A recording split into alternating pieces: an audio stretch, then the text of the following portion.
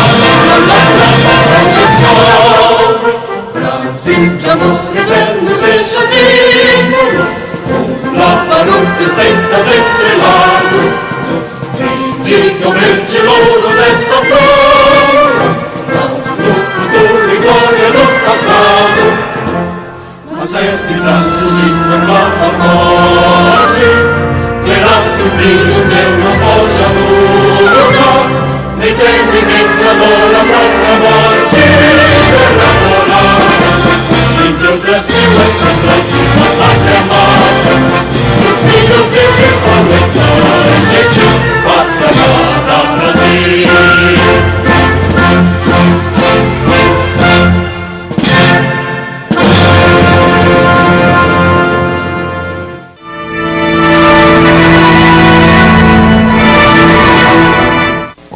queridos internautas. E nós estamos aqui agora dando prosseguimento a uma série de programas chamados Construtores do Nosso País, que foram as grandes personalidades que construíram através do seu trabalho, através do seu legado e deixaram aí na nossa história realmente legados impressionantes. E agora nós vamos falar de uma personalidade muito interessante dentro da nossa história, que teve um papel muito importante na geografia do nosso país, que é Raposo Tavares. Ele nasceu em 1598 em Portugal, e em 1659 ele faleceu em São Paulo. A maioria dos bandeirantes eram de origem judaica, pois vieram foragidos de Portugal e a ânsia de liberdade e um mundo livre levou-os à região inóspita do estado de São Paulo.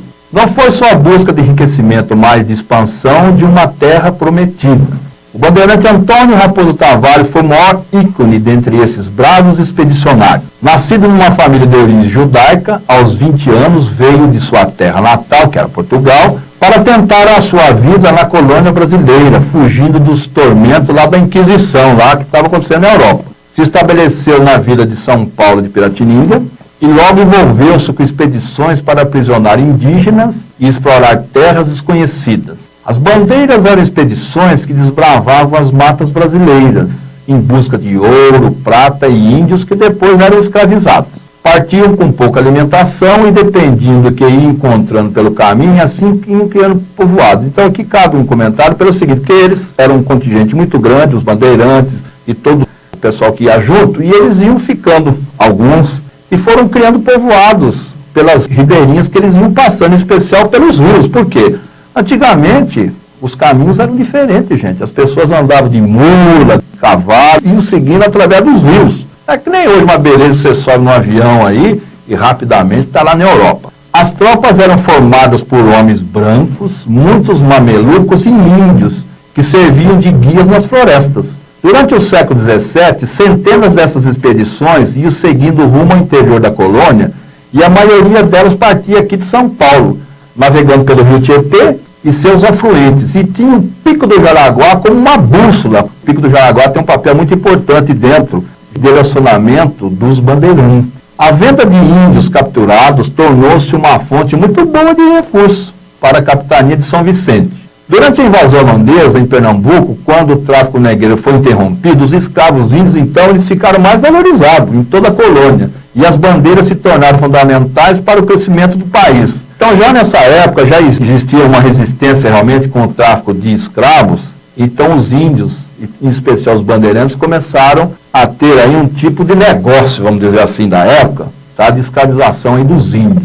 As expedições buscavam, em especial, os índios que já eram catequizados, acostumados ao trabalho agrícola, que viviam em grandes grupos e missões fundadas pelos jesuítas, tanto espanhol como português. Nesse tempo, os padres administravam mais de 33 missões pela colônia, perfazendo mais de 100 mil indígenas, com expedições em Guairá, Itatim, Uruguai e Itapi. Raposo Tavares assegurou a posse brasileira aos atuais estados. Olha só, Rio Grande do Sul, Santa Catarina, Paraná e Mato Grosso. Olha que impressionante, gente. Entre uma expedição e outra, Raposo Tavares tornou-se juiz ordinário da vila de São Paulo de Piratininga, ouvidor da capitania de São Vicente. De 1639 a 1642, ele integrou uma força paulista para combater a invasão holandesa, lá em Pernambuco e na Bahia. Sua maior missão foi a exploração da bandeira dos limites, indo a Portugal e traçando os planos para aumentar os domínios do território brasileiro e explorar as bandeiras. Aqui é importante porque o Brasil já tinha expandido uma parte do seu território, só que não existia uma demarcação. Então os bandeirantes foram importantes, aí ele foi até Portugal justamente para traçar planos de expansão do território. Porque vocês lembram lá do Tratado de Tordesilhas. Eles foram empurrando aquela linha, só que ainda não existia uma lei que oficializava todo aquele território conquistado pelos bandeirantes. Na primeira viagem continental, eles saíram de São Paulo em 1648 com 2.000 pessoas, sendo 1.000 índios, percorrendo 10.000 quilômetros. Do Atlântico à Bolívia, da Bolívia ao Amazonas, passando pelo Trópico de Capricórnio e descendo pelo Trópico do Equador, através do Tratado de Madrid, o país oficializa todo esse continente que foi expandido através dos bandeirantes, e aí tem um papel muito importante na história com Alexandre de Gusmão, que que ele participou dessa negociação. Então, hoje, esse território que nós temos de 8.500.000 quilômetros quadrados, basicamente, ele foi intensificado nesse Tratado de Madrid, lá em 1750. Então, isso é muito importante para a nossa história. E os bandeirantes tiveram um papel muito importante. Enfraquecido pela fantástica viagem, ele morreu na vila de São Paulo de Piratininga em 1659. O Monumento das Bandeiras, lá no Parque Ibirapuera, é uma homenagem aos bandeirantes. Então, nós aqui de São Paulo, que passamos muito ali pelo Ibirapuera, tem um monumento extraordinário ali, perto da Assembleia Legislativa, justamente foi idealizado, que inclusive nós vamos fazer um programa também para os nossos grandes construtores desses monumentos, que foi confeccionado pelo Brechiré, aquela obra fantástica das bandeiras, aquele monumento muito bacana que tem ali, no Parque de Ibirapuera. Então, aquele monumento foi feito em homenagem justamente aos bandeirantes, que teve em Raposo Tavares um ícone dentro de todo esse trabalho que eles tiveram.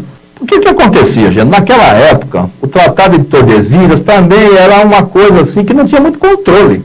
Então você tem lá todo um continente, todo um território inexplorado, que ninguém mandava, ninguém comandava, ninguém administrava. Todos esses bandeirantes, em especial, eles foram avançando e foram conquistando aquelas terras. E justamente o Tratado de Madrid, ele referenciou isso, através da conquista do território que já existia. É lógico que houve lá depois algumas trocas de território entre Portugal e a própria Espanha, mas ficou delimitado o nosso território, que hoje é simplesmente o 5º maior território do mundo. Por quê?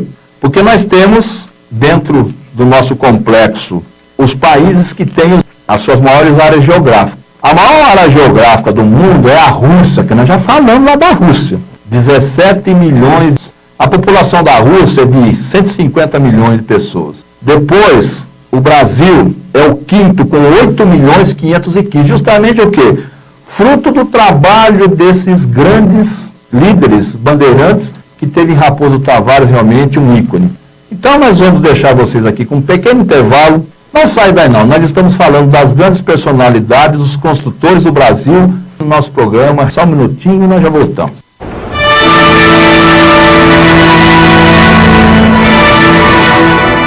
Olá, queridos internautas, nós estamos aqui com o nosso programa falando das grandes personalidades brasileiras. E se você quiser mais informação, entre no meu site, porque lá todos esses detalhes que nós passamos tem muito mais informação, que é o www.holonomia.com.br, que é justamente o nosso projeto e uma série de outras informações de alto nível para você. E nesse bloco nós iremos falar realmente de uma personalidade que é muito importante para a nossa história. Por quê? Porque ele foi o primeiro brasileiro que teve o instinto justamente de independência. Porque o Brasil, nesse período que ele viveu, já vivia realmente arrochado. Por quê? Explorado lá pelos portugueses, porque nós éramos uma colônia. Então nós iremos falar de Joaquim José da Silva Xavier. Lá na história, na escola, as pessoas sabem, quase de cor. Não sabe por quê? Porque é muito importante. Ele simplesmente é Tiradentes. Ele nasceu em 1746, lá em Minas Gerais, e faleceu em 1792, no Rio de Janeiro. Joaquim José da Silva Xavier, Tiradentes, entrou para a história como o principal líder da Inconfidência Mineira e foi um dos primeiros brasileiros a lutar pela independência. Fizemos alguns programas, falamos lá de brasileiros que lutavam pela terra, que nem o Felipe Camarão, o Ajoricaba, indígena, mas aqui já nasce o instinto, realmente, da época que eles viveram, da independência do Brasil. Ele foi tropeiro, minerador, dentista, alferes do Regimento dos Dragões de Minas Gerais. E ele foi nomeado pela rainha Dona Maria I de Portugal como comandante de patrulha. O ouro descoberto no século XVII na capitania de Minas Gerais gerou riqueza à corte portuguesa por um longo período. Minas Gerais tornou-se o centro econômico da colônia e Vila Rica, sede da capitania, transformou-se em pequena metrópole e foi lá que surgiram os primeiros ideais de independência do Brasil. Muitos brasileiros não se conformavam com os altos impostos que eram cobrados pela coroa portuguesa. Então, olha só, gente, já começava a exploração desde aquela época. Depois de décadas, as minas não rendiam tanto. Mesmo assim, a coroa cobrava 1/5 de tudo. Então, aqui cabe um comentário seguinte: 1/5 significa o quê? 20%. Então, hoje, nós temos uma carga tributária no país que é muito mais do que aquela época, gente. Hoje, nós temos uma carga tributária de quase 40%. Então, as coisas não mudaram muito daquela época, não. Só que é lógico, o país hoje tem outro tipo de economia, outro tipo de prosperidade, mas o nível de imposto, ele dobrou daquela época, hein, gente? Só para vocês verem quanto que nós pagamos de imposto aqui nesse país. Os ânimos se acirraram quando os portugueses cobraram uma derrama atrasada de 7 toneladas de ouro que foram arrancadas à força dos brasileiros. Imagine só, gente, você arrancar 7 toneladas de ouro num período muito curto, para ficar bancando muitas vezes todo um contingente de uma coroa lá em Portugal. Então, nós estamos vendo que esses países da Europa estão passando, e isso também é fruto daquilo que eles abusaram dos seus comandados lá no passado. Tiradentes envolveu-se profundamente na Inconfidência Mineira. Em 1787, ele licenciou lá do cargo dele e viajou ao Rio de Janeiro. E ele contatou lá uma turma que tinha os ideais iluministas. Que era o quê? Que estava acontecendo transformações na Europa. O movimento contava com parte do clero, intelectuais, mineradores, comerciantes endividados. Dentre os inconfidentes, José de Alvarenga Peixoto, Cláudio Manuel da Costa e Tomás Antônio Gonzaga. Olha só por quê de tudo isso. A independência dos Estados Unidos, em 1776, impulsionava os sonhos inconfidentes e as notícias da Revolução Francesa acendiam os ânimos dos revoltosos. Por quê? O mundo dessa época estava passando por uma transformação, as colônias se rebelando, e realmente aí eles tiveram essa chama que impulsionou em especial Tiradentes, de também entrar e seguir a maré aí da independência que estava acontecendo em vários locais aqui, principalmente na América. Assim, quando surgiram os boatos que a derrama seria cobrada em fevereiro de 1789, o grupo procurou fechar os detalhes da conspiração. Aí, realmente, eles fizeram essa reunião para se voltar lá contra a coroa portuguesa. Tiradentes viajou ao Rio de Janeiro para adquirir armas e fortalecer a revolta, mas a revolução não aconteceu, pois foi denunciada por Joaquim Silvério dos Reis. Os delatores eram grandes devedores do tesouro, entregaram seus parceiros em troca de perdão das dívidas. Então, logo soube do plano de conspiração, o Visconde de Barbacena, no caso, suspendeu o derrame, prendeu todo mundo. O que aconteceu? Tiradentes foi preso, ninguém assumiu o que estava acontecendo, ele assumiu e, infelizmente, foi condenado pelaquela Maria I lá, que promoveu ele. Em 21 de abril, ele foi esquartejado, inclusive várias partes do seu corpo foram espalhadas por toda a colônia. E aí aconteceu o quê? Aconteceu o que nós aprendemos da história, que é o grande referência a esse grande líder Tiradentes. Então, pessoal, nós deixamos vocês, então, nesse segundo bloco, com esse grande líder Tiradentes, sempre referenciando para vocês acessarem o meu site, o www.holonomia.com.br, porque lá realmente tem muito detalhe. Porque é lógico, o nosso tempo, muitas vezes ele tem um limite, a gente não tem como passar todas essas informações para vocês. Então nós deixamos vocês aqui com um pequeno intervalo, não sai daí não. Hoje nós estamos falando de 3 grandes líderes brasileiros, Raposo Tavares, Tiradentes, e falaremos no próximo bloco sobre o Frei Caneca. Só um minutinho, nós já voltamos.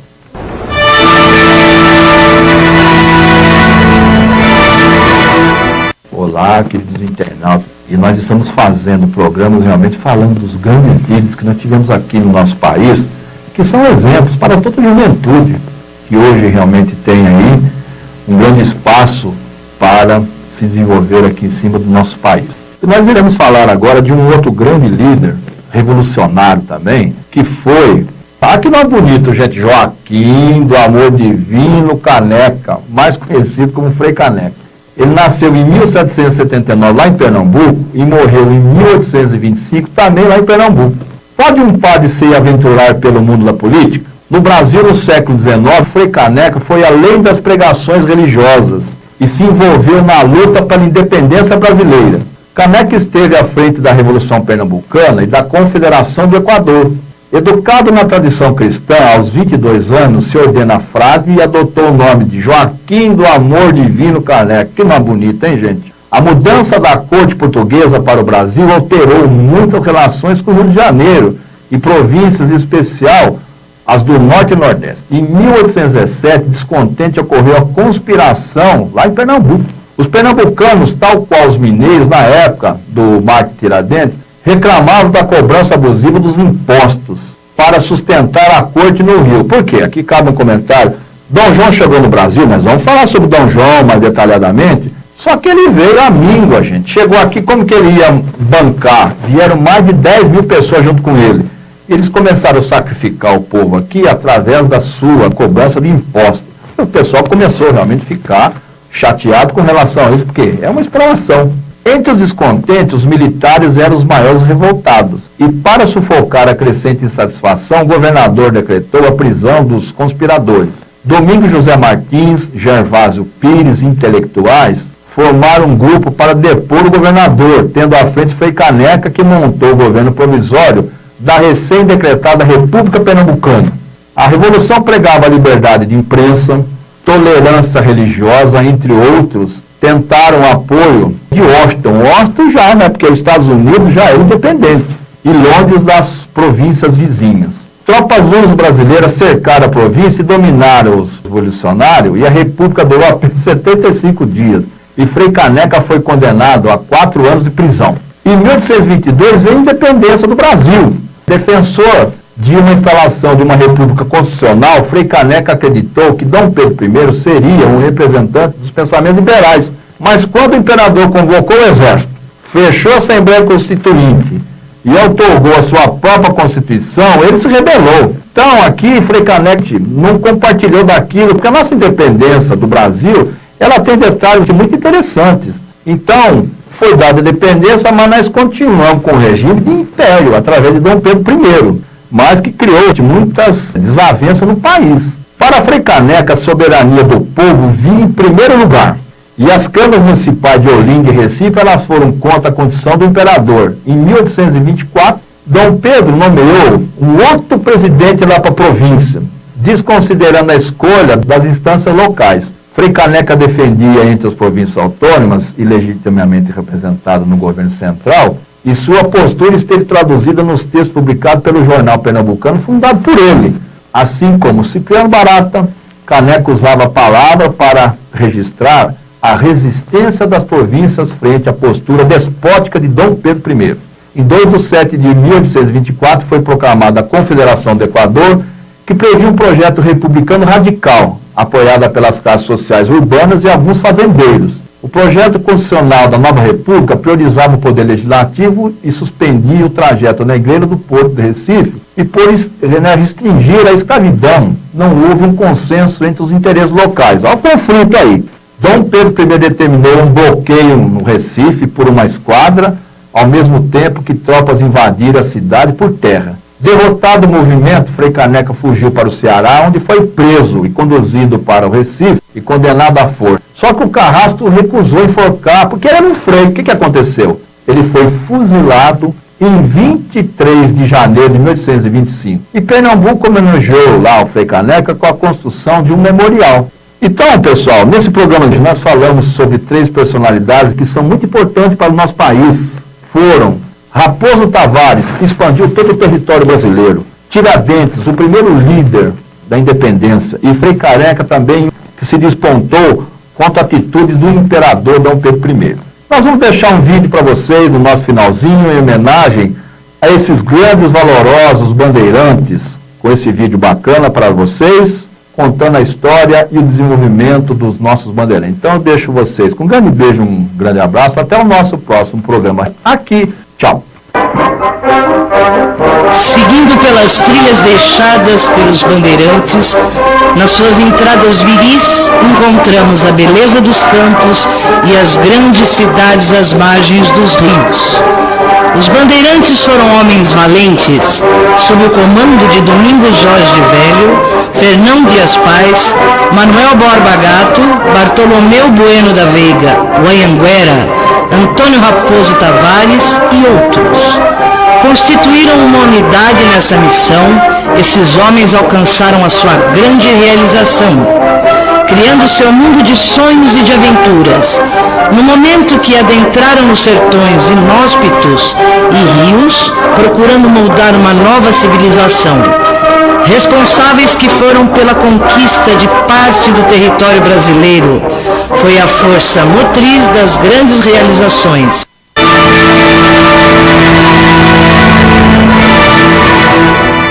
Olá, queridos internautas, eu, João Gilberto, nosso programa. E nós iremos dar continuidade às grandes personalidades brasileiras que construíram o nosso país. É lógico que a história são personalidades, mas eu gostaria que vocês prestassem muita atenção, porque acima de serem personalidades, são seres de luz que no nosso país geraram realmente um histórico, e essas pessoas, elas foram todas, indistintamente das pessoas que nós estamos falando aqui, elas foram enviadas pela alta espiritualidade para a continuação, para a construção, lá daquelas civilizações que nós falamos no início. E a civilização brasileira tem um papel muito importante nisso. Hoje nós iremos falar de mais 3 personalidades impressionantes. E a primeira personalidade chama-se Maria Quitéria de Jesus. Ela nasceu em 1792 na Bahia e veio a falecer em 1843 também na Bahia. Se hoje as mulheres brasileiras têm direito a votar, estão nas universidades, no parlamento, nas fábricas e também até na presidência, é porque muitas outras lutaram para conquistar esse espaço na sociedade brasileira. Então isso é muito importante, porque as mulheres, principalmente no início da formação política do nosso país, da história, elas eram personalidades do lar. E essa personalidade que nós iremos falar hoje, Maria Quitéria, ela deu um impulso, ela foi uma grande personalidade que fez com que hoje todo o que nós temos aí na sociedade se despontasse através do lado feminino. Então, Maria Quitéria, ela teve muitas vitórias dentro daquilo que ela fez, em especial nas Forças Armadas. E o processo de inclusão, justamente, das mulheres nas Forças Armadas foi dado através dessa grande personalidade, Maria Quitéria. Tudo começou em 1822, no estado da Bahia, com a sertaneja Maria Quitéria, desafiando e lutando pela independência do nosso país. Maria Quitéria nasceu em Feira de Santana, em 1792, no final do século XVIII, numa época em que as mulheres tinham a vida totalmente voltada para o lar, ou seja, cuidando da família. Maria Quitéria não se conformava com esse destino e, ao contrário, ela era fascinada pela liberdade concedida a todos os homens e ela era interessada pelas notícias da independência, porque naquela época não só o pessoal que vivia na nossa capital, Rio de Janeiro, mas a notícia se espalhou pelo Brasil todo. A coroa portuguesa não reconhecia os movimentos pela autonomia brasileira. E com o grito do Ipiranga, no dia 7 de setembro de 1822, o príncipe Dom Pedro I tornou-se o primeiro imperador do Brasil. Diversas revoltas foram deflagradas em defesa da nossa independência. Na Bahia, armas foram empunhadas em nome de Dom Pedro I, que pelos tropeiros da província chegavam as notícias dos levantes que estavam acontecendo no país. Emissários procuravam por todo o sertão voluntários para defender a pátria, e Maria Quitéria tentou alistar nas tropas, mas ela foi impedida pelo seu pai. Então, veja bem, uma mulher que já tinha esse instinto, principalmente de ideal de libertação, mas que tinha dentro de si também o ideal da mulher também servir às Forças Armadas. Então, gente, isso era em 1792, na virada praticamente do século XVIII. Mesmo assim, ela pediu ajuda a uma irmã, fugiu de casa. E o que ela fez? Ela disfarçou de homem e assumiu o nome fictício de Soldado Medeiros e conseguiu se integrar ao batalhão de caçadores voluntários do príncipe. Inclusive, nós vamos deixar uma imagem para vocês. Essa imagem está dupla, justamente por causa disso. Vocês vão falar, mas duas Maria Quitéria? Realmente, gente. É o lado feminino e o lado masculino. Por quê? É justamente o que ela, no primeiro momento, tentou passar como homem, vivendo dentro de um batalhão militar, que vocês devem saber como que funciona. Foi uma visionária vislumbrando um segmento que antes era composto apenas de homens. Assim foi chamada de mulher soldado. Numa situação de ter que tomar banho num rio, ela teve que revelar a sua condição de mulher. Mesmo assim, pelo seu heroísmo, eles deixaram que ela continuasse nas fileiras do exército, sendo a primeira mulher a integrar a força militar. Então imagine só, 1790, uma mulher fazendo parte de um batalhão, de repente ela teve que tomar um banho num local e ela teve que revelar sua identidade. Ela já era uma pessoa muito benquista dentro de todo o exército e continuou através do que? Do seu heroísmo, que ela já era uma pessoa muito interessante dentro do exército. O governo da província deu-lhe o direito de portar uma espada, ter um uniforme diferenciado. A farda azul era complementada por um saiote que ela mesma confeccionou. Ao lado de vários combatentes, ela esteve várias vezes à frente dos ataques, tal qual como Joana d'Arc lá na França. Quando os conflitos se aproximaram de Salvador, os colonizadores organizaram uma fuga. E na madrugada do dia 2/7 de 1823, Madeira de Melo, comandante português, ele embarcou as tropas rumo a Portugal. Por quê? Porque aí era uma resistência dos portugueses à independência do Brasil.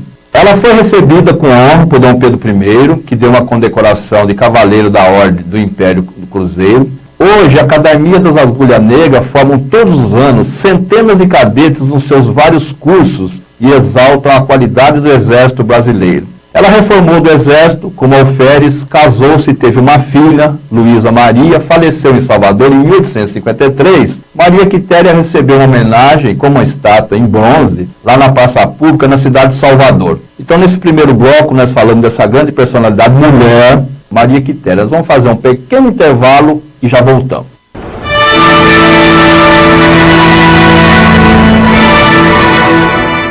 Olá, queridos internautas, estamos muito felizes porque nós estamos falando de 3 personalidades e já falamos de uma mulher, Maria Quitéria. E agora nós vamos falar de um outro grande líder brasileiro, Luiz Alves de Lima e Silva, mais conhecido como Duque de Caxias. Ele nasceu em 1802, lá no Rio Grande do Sul, e faleceu em 1880, no Rio de Janeiro. 25 de agosto é dia do soldado, data de um dos maiores personagens da história militar do Brasil, Duque de Caxias, Luiz Alves de Lima.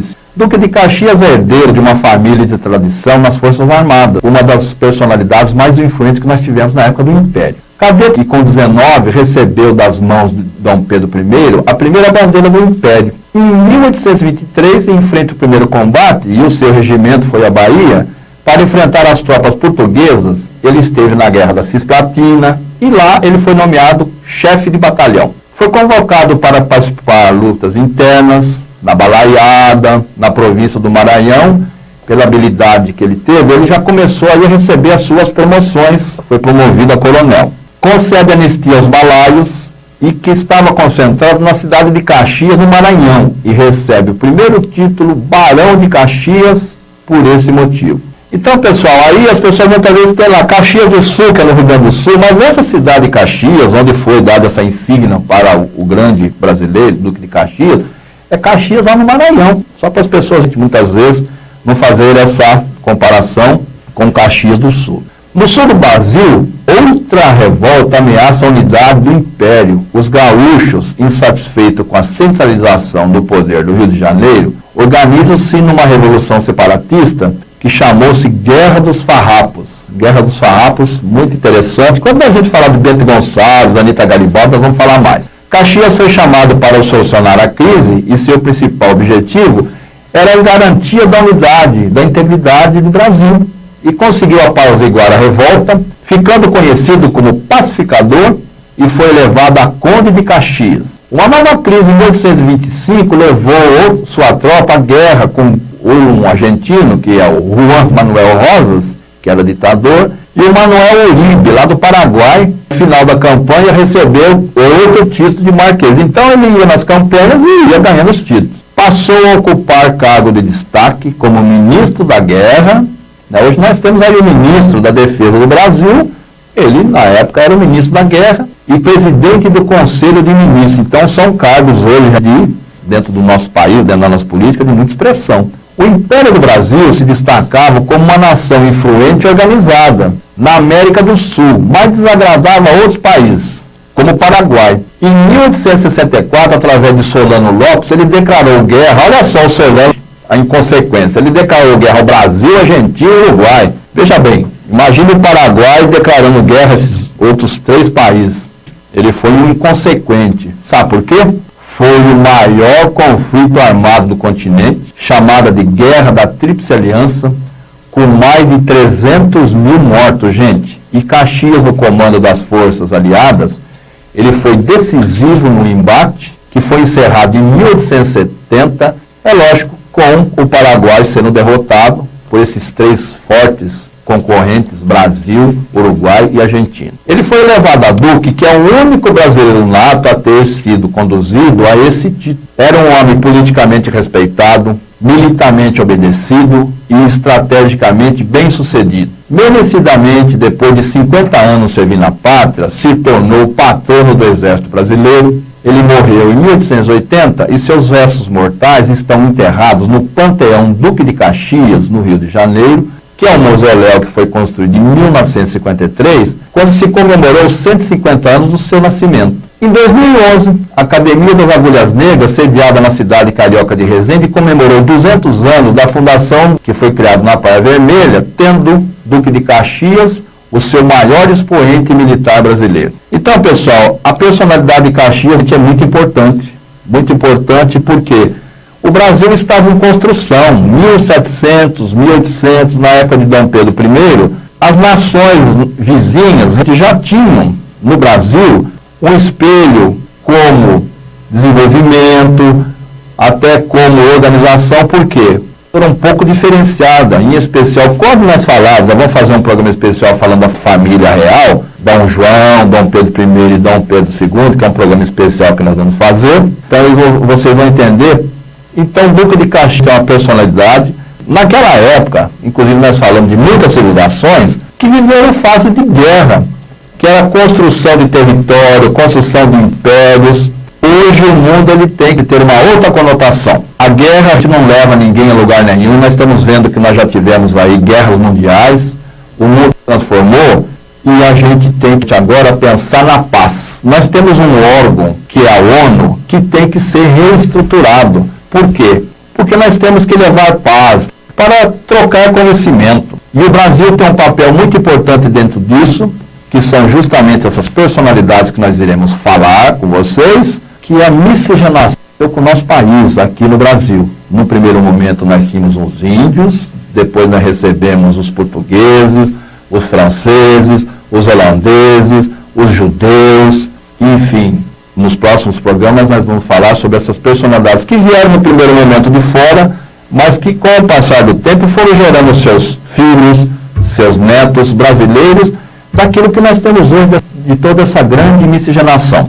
Então, nesse segundo bloco, nós deixamos vocês com essa personalidade muito importante dentro da nossa história, que é o patrono do Exército Brasileiro, o Duque de Caxias. Então é só um minutinho, nós vamos fazer um intervalo e já voltamos.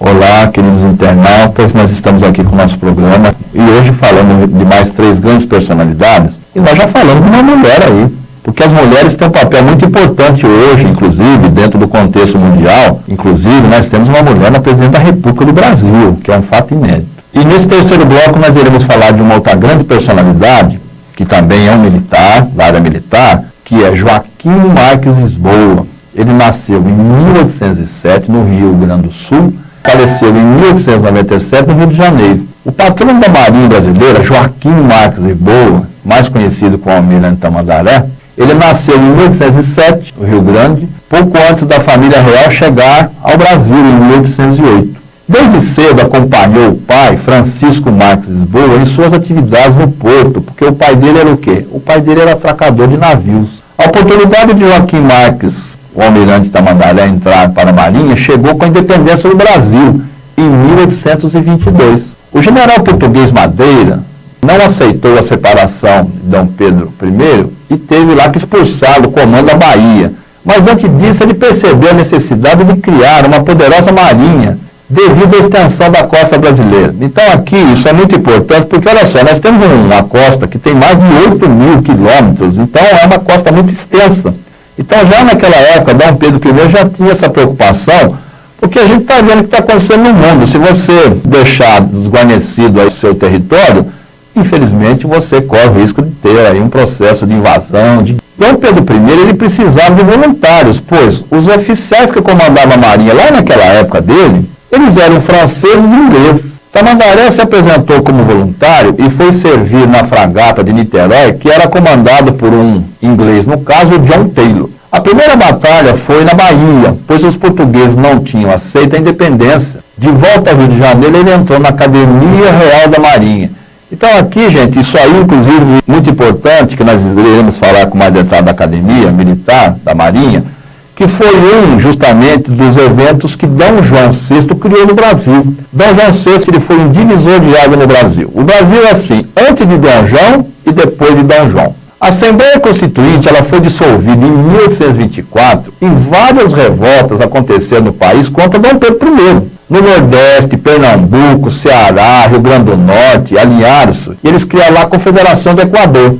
Tamandaré licenciou-se da academia e foi para o combate e com apenas 18 anos ele foi promovido a tenente em 1825. No Sul, combateu o movimento separatista na província Cisplatina, revelando-se um excelente estrategista. Aos 19 anos, ele recebeu o comando da escuna Constância, combateu navios corsários argentinos. Ele salvou muitos náufragos lá da corveta da Duquesa de Goiás. Em 1836, já capitão, ele casou-se com uma sobrinha e outros desafios se apresentaram, como a Revolução Farroupilha, no Rio Grande do Sul, a Balaiada no Maranhão, com a ajuda das forças terrestres. Aqui já entra também outra personalidade, que nós falamos no bloco anterior, que é Luiz Alves de Lima e Silva, o futuro Duque de Caxias.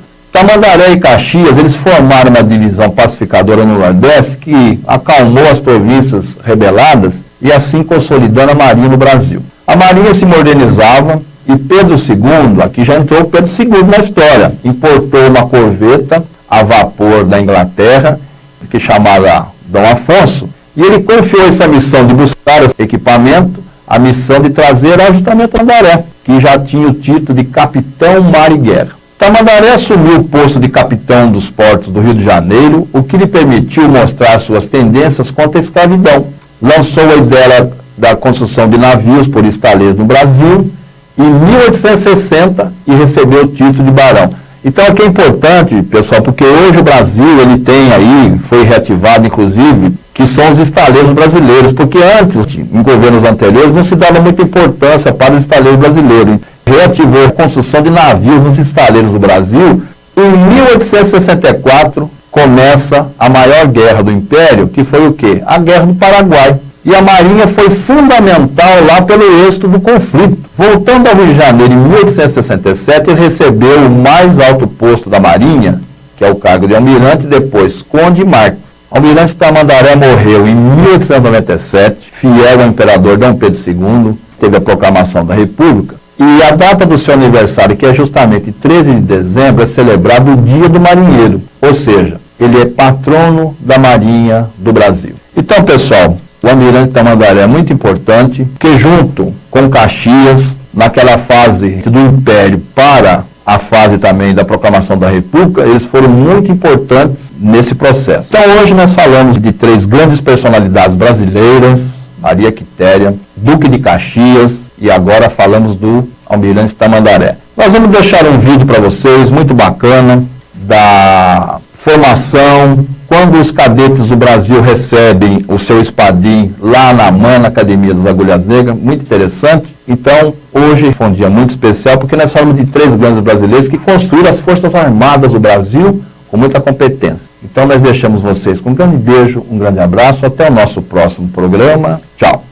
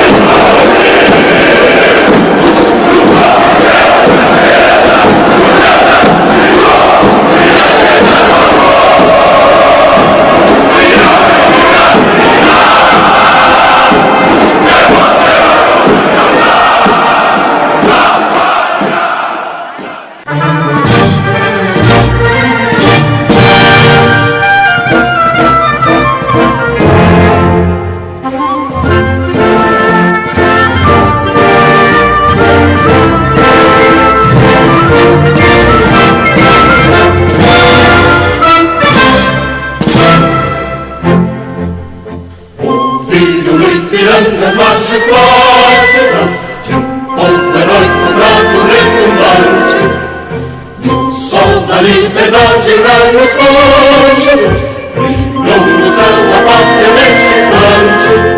Superior, essa igualdade conseguimos conquistar com braço forte. Em desejo, a liberdade desafia o nosso peito à própria morte. Ó pátria amada, salve, salve, Brasil, um sonho imenso, raio verde, de amor e de esperança a terra desce. Sem teu formoso céu risonho e límpido, a imagem do cruzeiro resplandece. Gigante pela própria natureza, estrelas forte pálido colosso, e o teu futuro espelha essa grandeza. Entre outras vidas por braços da pátria amada, os filhos deste sol mais gentil, pátria amada Brasil. Deitado eternamente em berço esplêndido, ao som do mar e a luz do céu profundo, fulguras o Brasil florão da América, iluminado o sol do novo mundo. Porque a terra mais arriba, dos sonhos lindos campos tem mais flores, nossos bosques têm mais vida, nossa vida no teu seio mais amor.